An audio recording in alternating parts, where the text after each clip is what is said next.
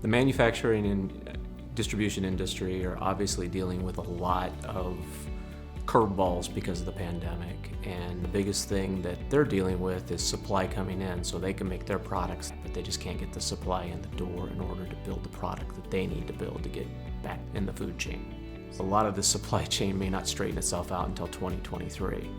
I think a lot of it's budgeting and operational, keeping things in line, making sure they're buying properly.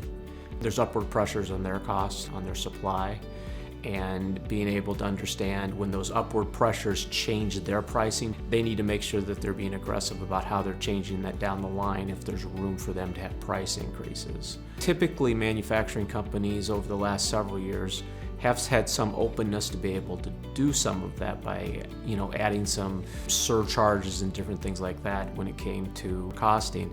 They just have to be more creative when they're going through that process and thinking about how they can properly do that. And is this a permanent change or is this a temporary change, and how are they dealing with some of those kind of things? So I think there's a lot of people that are looking, they have a lot of loyal customers and they want to make sure that they're treating those customers properly.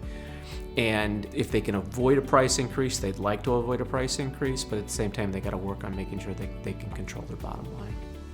And once you can have a collaborative, trusting relationship with your clients, both sides are going to come to the table with creativity.